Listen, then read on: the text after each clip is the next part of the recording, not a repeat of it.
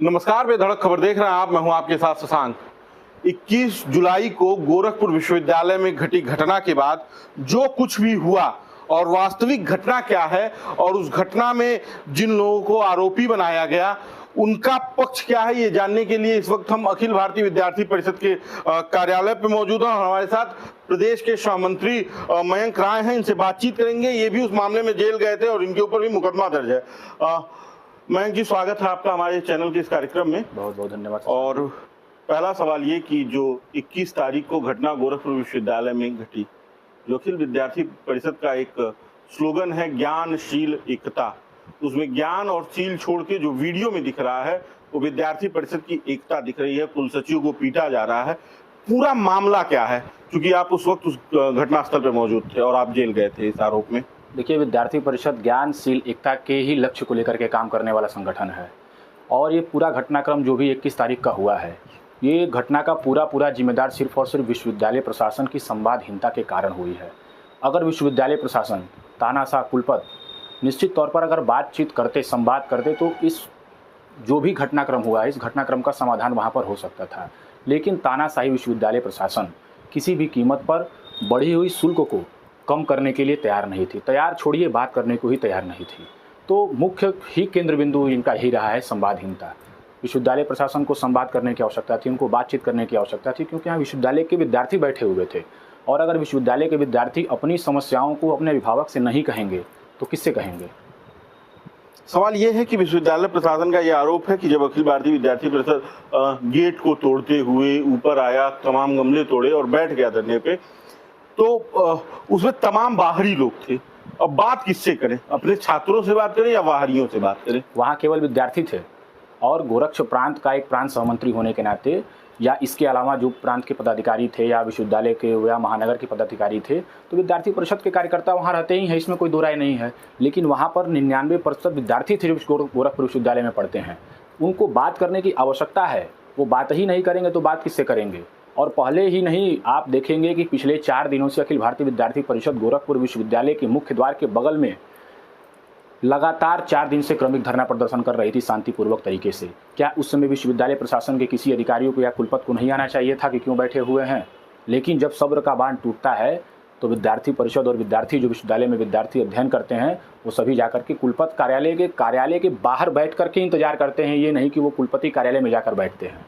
लेकिन इसके बावजूद भी, जैसा कि आप लोगों ने वीडियो में देखा कि दर्जनों सैकड़ों छात्रों के बीच से विश्वविद्यालय प्रशासन के कुलपति और विश्वविद्यालय प्रशासन विद्यार्थी से संवाद नहीं करता है। पीछे से किस तरह से हम निकल जाएं, जिसे हम अपनी जिम्मेदारियों से भागना कहते हैं, उस तरह का निर्णय विश्वविद्यालय प्रशासन और कुलपति ने लिया। जो 21 तारीख की घटना घटी थी उसके पहले आपके 4 दिन के क्रमिक अनशन के पहले की एक घटना है 13 तारीख की, शायद अगर मैं सही हूँ, कुलपति का पुतला फूका जा रहा था विश्वविद्यालय के मुख्य द्वार पे और वहां पे भी आरोप लगा, कई सारे छात्रों को निलंबित किया गया, कई लोगों का प्रवेश वर्जित किया। आरोप ये लगा कि आप का संगठन और उसके कार्यकर्ता शिक्षकों के साथ हाथापाई कर रहे थे, डंडे से मारने का प्रयास कर रहे थे, प्रहार कर रहे थे, जिसमें आपके प्रदेश मंत्री सौरभ गौड़ का एक फोटो भी बड़ा वायरल हुआ। निराधार आरोप है। देखिए, मुझे लगता है कि जब आप अखिल भारतीय विद्यार्थी परिषद को देखेंगे तो जो आप 13 तारीख की घटना बता रहे हैं, उसके पहले भी 26 जून को विद्यार्थी परिषद ने एक बड़ा प्रदर्शन करके विश्वविद्यालय की व्याप्त समस्याओं और बढ़ी हुई शुल्क को लेकर के कुलपति महोदय को ज्ञापन दिया था। उसके पहले भी 2 महीना पहले हम लोगों ने 1 मार्च को ज्ञापन दिया था। उसके पहले 18 फरवरी को दिया था। उसके पहले दिसंबर के महीने में विश्वविद्यालय में व्याप्त अनियमितताओं और शुल्क वृद्धि को लेकर के कई बार अवगत कराया गया। लेकिन इसके बावजूद भी विश्वविद्यालय प्रशासन इन गलतियों को और इन समस्याओं के समाधान को तैयार नहीं होता है। तो लोकतांत्रिक तरीके से वहाँ पुतला फूंकने की कोशिश की गई है। लोकतांत्रिक देश है, यहाँ हम पुतला फूंक सकते हैं, अधिकार है हमको। लेकिन उस अधिकार में खुद वहाँ के मौजूद पुलिस प्रशासन गार्ड जो नियंता के माध्यम से, नियंता ही वहाँ पर ऐसी व्यवस्था कर देना चाहते थे जिससे कि लगे कि ये लोकतांत्रिक नहीं अलोकतांत्रिक हो रहा है। उसमें गलती क्या है। और रही बात पुतले फूंकने की, तो अपने पुतले को जलाने के लिए विद्यार्थी परिषद तो रोकेगा ही रोकेगा। लेकिन आखिर नियंता ने ऐसी स्थिति ही क्यों उत्पन्न कर दी कि वहाँ ये मीडिया को दिखा, यहाँ लोगों को ये दिखा कि वहाँ इस तरह की घटना हुई। इस तरह की घटना हुई ही नहीं। विद्यार्थी परिषद तो एक ऐसा संगठन है जहाँ शिक्षक, शिक्षाविद और छात्र रहते हैं, मार्गदर्शन के लिए शिक्षक रहते हैं। तो शिक्षक पर हमला या शिक्षक पर इस तरह का कोई तो सवाल ही नहीं उठता है। लेकिन वहाँ के मौजूदा नियंता ने ऐसी स्थिति उत्पन्न कर दी कि वैसे लगा कि ये पुतला फूंकने की जगह ये चीज़ हो रही है। चलिए, अब 21 तारीख पर वापस आते हैं। 21 तारीख को हुआ क्या था, चूंकि आप वहाँ पे मौजूद थे। पूरा घटनाक्रम क्या है, क्योंकि आप लोगों की तरफ से एक पक्ष ये कहा जा रहा है कि पूरा वीडियो सामने नहीं आ रहा है और विश्वविद्यालय प्रशासन ये कह रहा है और जो दिख रहा है वीडियो में कि जूत और बूट के नीचे कुल सचिव पड़े हुए थे। जूत और बूट के नीचे तो विश्वविद्यालय प्रशासन और उनको संरक्षण देने आई उस समय की पुलिस प्रशासन ने किया विद्यार्थियों के ऊपर, और निश्चित तौर पर अभी पूरा वीडियो नहीं सामने आया है। आप लोगों ने एक वीडियो देखा होगा फेसबुक पर, मैं स्वयं कह रहा था जब अंदर से ये बात आती है कि कुलपति महोदय आपसे मिलने आ रहे हैं, तो जब मिलने आ रहे हैं तो मैं ही स्वयं कह रहा हूं कि सभी विद्यार्थी शांतिपूर्वक तरीके से बैठे रहेंगे, और हमने तो अपने अभिभावक शब्द का इस्तेमाल किया कि हम सभी के अभिभावक हम सभी के बीच में आ रहे हैं, आप सभी शांतिपूर्वक तरीके से बैठे रहेंगे। लेकिन इस तरह से आखिर क्यों विश्वविद्यालय प्रशासन और मौजूदा वहाँ की प्रशासन ने ऐसा किया कि पीछे से लेकर के जाने का प्रयास करने लगे? क्या उनको ये नहीं पता था कि 150 की संख्या में अगर विद्यार्थी एकत्रित हुए हैं तो 3/7 के गेट से आप निकाल ले जाएंगे, और लोकतांत्रिक तरीके से क्या हम अपने अभिभावक को रोक नहीं सकते हैं? लेकिन पुलिस प्रशासन ने जिस तरफ से विद्यार्थियों के ऊपर हमला किया, विद्यार्थी बैठे हुए थे, एक तानाशाह कुलपति को विद्यार्थियों से संवाद न करने के लिए विद्यार्थियों को ऊपर चढ़ करके उनको निकालने का प्रयास किया, पुलिस ने हमला करने का प्रयास किया और कई विद्यार्थियों को पीटना शुरू किया। तो पुलिस और विश्वविद्यालय प्रशासन स्वयं यह स्थिति उत्पन्न की है। अगर वहाँ पर अभी 3-3 वीसी का आप लोगों ने सुना होगा बयान, केवल संवाद अगर हुआ होता तो ऐसी परिस्थिति ही नहीं उत्पन्न हुई होती, और जो विद्यार्थी वहाँ ये पूरा मुद्दा संवादहीनता की वजह से आगे बढ़ गया। संवादहीनता, अगर वो संवाद करने को कुलपति महोदय तैयार होते तो निश्चित तौर पर ऐसी स्थिति ही नहीं आती। और इसके पहले भी मैंने कम से कम सैकड़ों आंदोलन देखे हैं, इसके पहले मैंने 4 कुलपति को देखे हैं, सभी संवाद करके समस्याओं का समाधान करते रहे हैं। लेकिन वर्तमान कुलपति संवाद करने को ही नहीं तैयार हैं। अगर उन्होंने कह दिया है कि MBA की फीस 68,000 है इस वर्ष, अगले वर्ष 1 लाख होगी, तो 1 लाख होगी, कहाँ से गरीब बच्चा दे पाएगा? उन्होंने कह दिया कि BSc AG की फीस अगर आज 10,000 है तो कल 18,000 होगी, कहाँ से विद्यार्थी दे पाएगा? जब मैं 2017 में इनके कुलपति आने के पहले मैं पढ़ाई करता था तो गोरखपुर विश्वविद्यालय में स्नातक पाठ्यक्रम की फीस 2598 रुपया हुआ करती थी। लेकिन इनके आने के बाद आज स्नातक का BA BSc BCom का फीस 16,000 तक पहुंच गया है।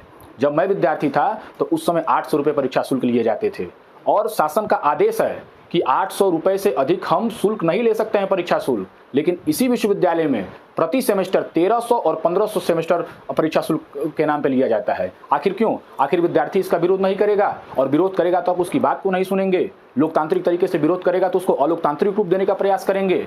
आखिर क्यों नहीं विश्वविद्यालय प्रशासन से सवाल आप लोग करते हैं? विश्वविद्यालय प्रशासन से आपको सवाल करना चाहिए कि हम विद्यार्थी हैं, हम अपनी बात किससे कहेंगे?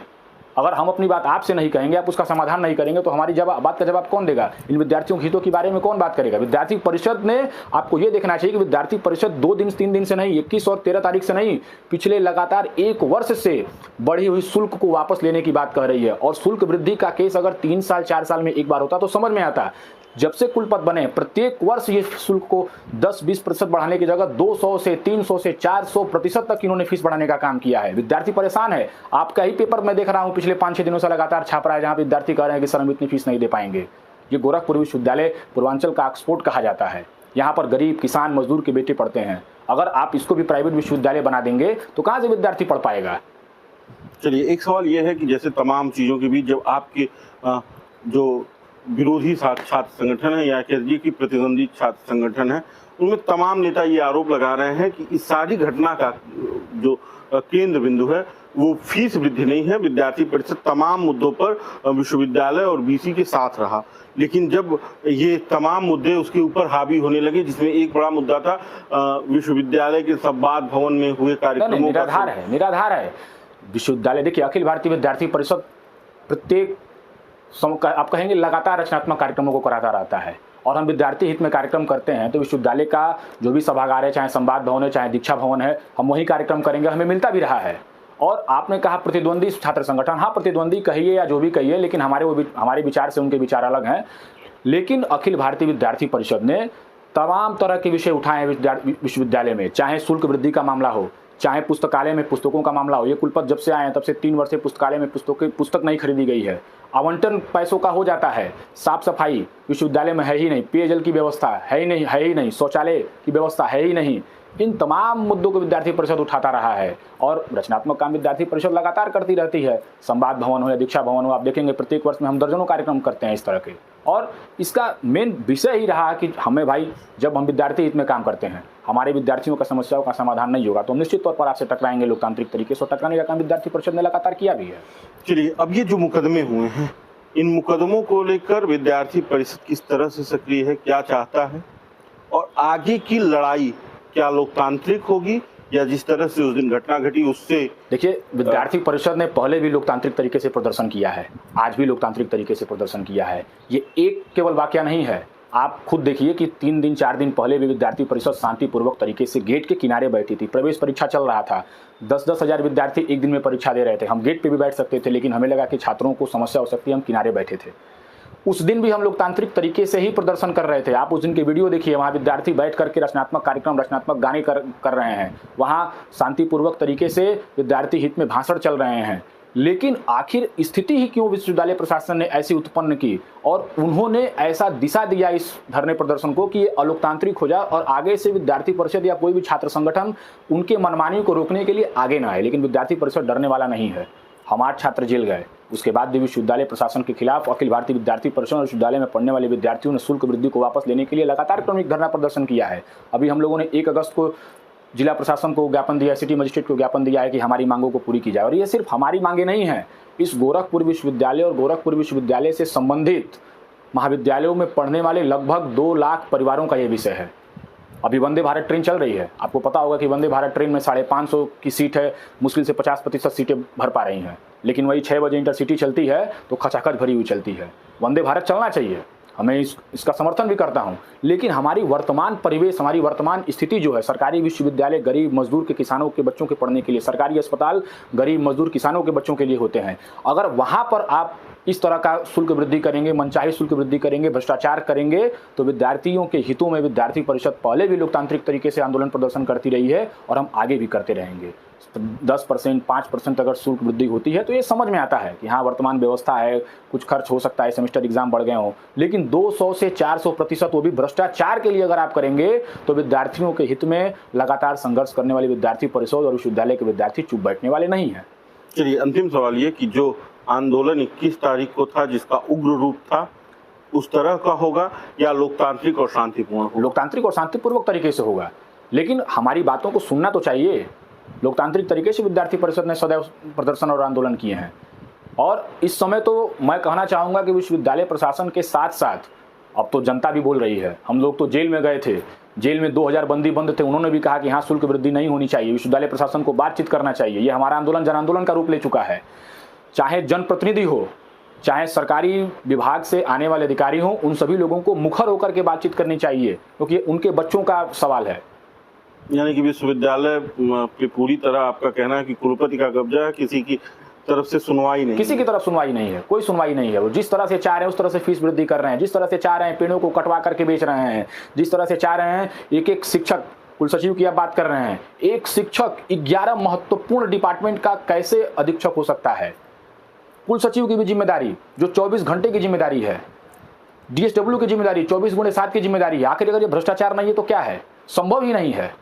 क्या विश्वविद्यालय में अन्य योग्य प्रोफेसर नहीं है? क्या विश्वविद्यालय में 11 विभागों को अगर 11 शिक्षकों को दिया जाए तो क्या उसका ये निर्वहन एक के मुकाबले बेहतर तरीके से नहीं कर सकते हैं? लेकिन ये सिर्फ और सिर्फ भ्रष्टाचार का अड्डा बन चुका है। किस प्रकार से हमने जो अब कुलपति बने हैं, हम किस प्रकार से विश्वविद्यालय को लूट लें, उस तरह का काम वर्तमान कुलपति कर रहे हैं। लेकिन विद्यार्थी परिषद कहा ना कि जिस प्रकार से हम आंदोलन को शांतिपूर्वक और लोकतांत्रिक तरीके से कर रहे थे, आगे भी करते रहेंगे। हम लोगों ने विद्यार्थी हितों में विषय को उठाया है, नेता बनने का शौक नहीं है। 11 दिन हम 8 कार्यकर्ता जेल में थे, हम लोग से मिलने कोई आता था तो हम लोग यही कहते थे कि आंदोलन प्रदर्शन रुकना नहीं चाहिए, क्योंकि जब हम जेल में गए तो वहाँ हम लोग देखे कि वहाँ के भी बंदी वो भी कहते थे कि आप लोगों का जो विषय है, आप लोगों का जो विषय था, जो मुद्दा था, जो प्रदर्शन था, वो वाजिब था। आज हम लोग निकलने के बाद सड़क चौराहों पर जाते हैं तो कहते हैं लोग कि आप लोगों का मुद्दा वाजिब था, उठाना चाहिए, और सिर्फ आप लोगों को ही नहीं, अन्य लोगों को भी बोलने चाहिए। एक सवाल ये था कि जैसे तमाम लोग जो अखिल भारतीय विद्यार्थी परिषद से जुड़े रहे, मुख्य धारा की राजनीति में, उनका कितना समर्थन मिल रहा है अखिल भारतीय? सभी का समर्थन मिला। सभी विद्यार्थी परिषद के कार्यकर्ता हों या आम जन हो, सबका सहयोग विद्यार्थी परिषद को और इस आंदोलन प्रदर्शन को मिला। जिनके सदन में है, जो देखिए, जनप्रतिनिधि की अगर बात करेंगे तो जनप्रतिनिधियों को तो खुल करके सामने आना चाहिए। और क्या वो आ रहे हैं? सवाल ये है। नहीं, उनका भी समर्थन मिल रहा है, लेकिन उनको खुल करके सामने आना चाहिए, उनको बोलना चाहिए विश्वविद्यालय के इस बड़े शुल्क वृद्धि को लेकर के। राजभवन ने नामित भी किया है तमाम जनप्रतिनिधियों को, उनको आगे आकर के बोलना चाहिए। विश्वविद्यालय प्रशासन के इस जो तानाशाही रवैया चल रहा है, जो बेतरतीब शुल्क वृद्धि हो रही है, इसके खिलाफ बोलना चाहिए। विश्वविद्यालय में शिक्षा का कोई माहौल नहीं है। आप जब जाएंगे तो सिर्फ और सिर्फ परीक्षाएं चल रही हैं, सिर्फ और सिर्फ परीक्षाएं चल रही हैं, फीस वृद्धि चल रही है, और आप थर्ड सेमेस्टर में पहुंच जाएंगे तो आपको सेकेंड सेमेस्टर छोड़िए फर्स्ट सेमेस्टर का रिजल्ट नहीं मिल रहा है। अगर अब नहीं बोलेंगे तो कब बोलेंगे? आखिर हमारा विद्यार्थी इस तरह से परेशान होगा, अगर आप नहीं बोलेंगे तो कौन आवाज़ उठाएगा? चलिए, हमसे बातचीत करने के धन्यवाद। तो ये थे हमारे साथ अखिल भारतीय विद्यार्थी परिषद के प्रदेश सहमंत्री मयंक राय, जिन्होंने बताया कि विश्वविद्यालय में हो रही तमाम चीज़ों को लेकर अखिल भारतीय विद्यार्थी परिषद लगातार आवाज़ उठाएगा और इसी तरह लड़ाई लड़ता रहेगा। बाकी की इस वीडियो पर आपकी क्या प्रतिक्रिया, हमें कमेंट बॉक्स में बताइएगा। इस वीडियो को शेयर कीजिएगा। धन्यवाद।